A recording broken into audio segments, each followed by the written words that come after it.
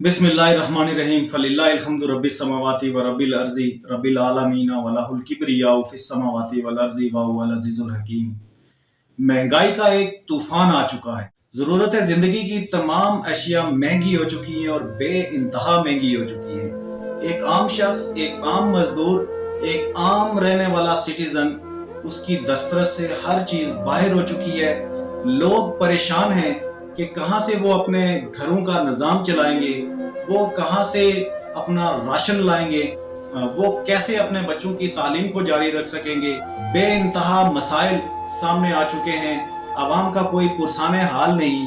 और ये जो सारी सिचुएशन है, इसके पीछे वही जो बातें मैं अक्सर किया करता हूँ कि वजीर और मशीर। ये वजीर मशीर इस कदर नालायक निकले कि आवाम के लिए कभी ना इन्होंने इससे पहले कुछ काम किया, ना आगे इनसे कोई ऐसी उम्मीद रखी जा सकती है कि ये आवाम के कोई काम कर सकते हैं। आलमी मार्केट में बैठे हुए कारोबारी बड़े ग्रुप वो ये अच्छे से जानते हैं कि हमारा खजाना तकरीबन खाली हो चुका है।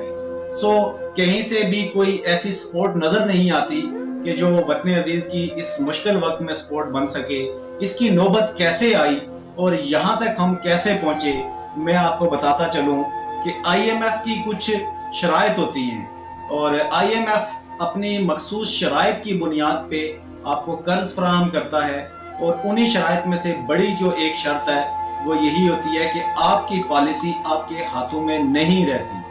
जी, आपकी पॉलिसी आपके हाथों में नहीं रहती। वो पॉलिसी सारी जो है वो IMF खुद बना के यहाँ भेजता है। लेकिन हमारी जो क़यादतें हैं वो इस कदर नाअहल किस्म की, नकम्मी किस्म की क़यादतें हैं कि वो IMF के साथ बार्गेनिंग तक करने की सलाहियत नहीं रखती।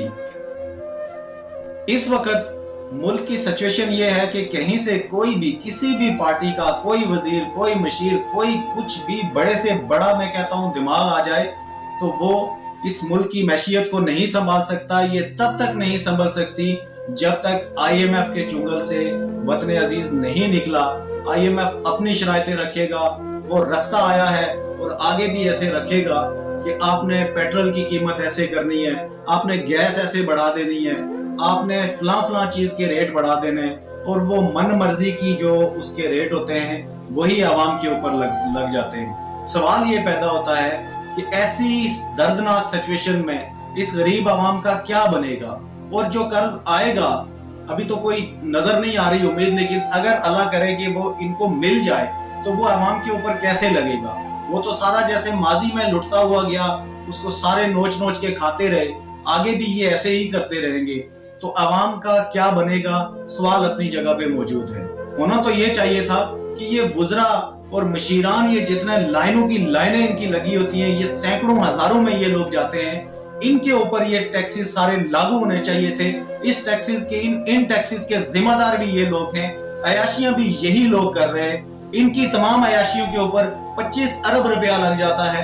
वो 25 अरब रुपया बंद होना चाहिए था, इनकी मराद बंद होनी चाहिए थी, इनको तमाम जो सहूलियात मिलती हैं वो बंद होनी चाहिए थी।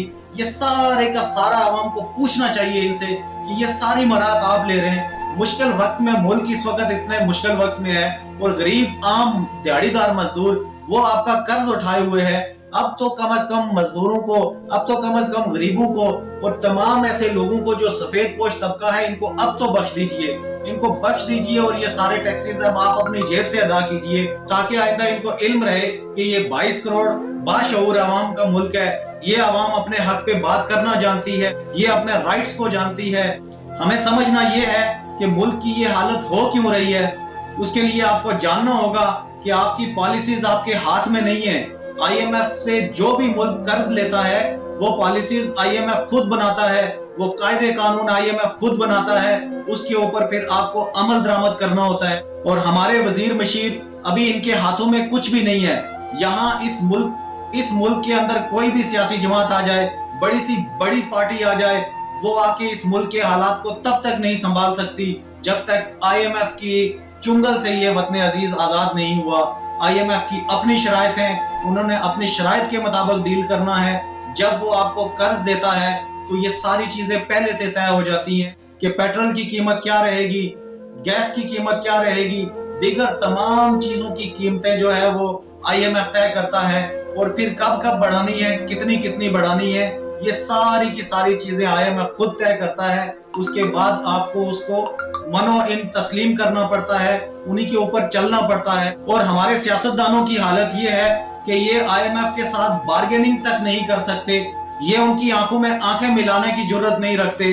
یہ لوگ ملک کو کیا سنبھالیں گے؟ جو 75 سال نہیں سنبھال سکے، یہ آگے کیا سنبھال سکیں گے؟ عرصہ دراز سے وطن عزیز قرض پہ چل رہا ہے، پچھلے قرض کی قسطیں ادا کرنے کے لیے نیا قرض لینا پڑتا ہے، اور وہ قرض بھی ان کی عیاشیوں کے اوپر لگ جاتا ہے، اور غریب عوام اس کے ٹیکسیز بھرتی رہتی ہے، جبکہ غریب عوام کی اب بالکل کنڈیشن نہیں رہی کہ وہ یہ سارے معاملات سنبھال سکے۔ سو ہمیں جاگنا ہوگا، نوجوان قیادت کو آگے لانا ہوگا، ایسی قیادت کو آگے لانا پڑے گا جو معیشت کے بارے میں سمجھتی ہے، جو ملک چلانا جانتی ہے، جو انڈسٹری چلانا جانتی ہے، جو ملک کے حالات و واقعات سے واقف ہے، جو ایک عام آدمی کی پریشانیوں سے واقف ہے۔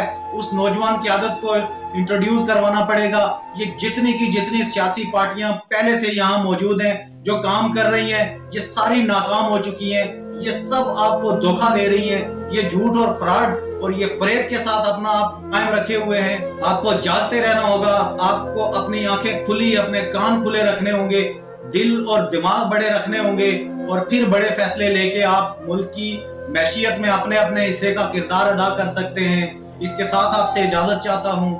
اختر عالم، آزاد کشمیر، پاک۔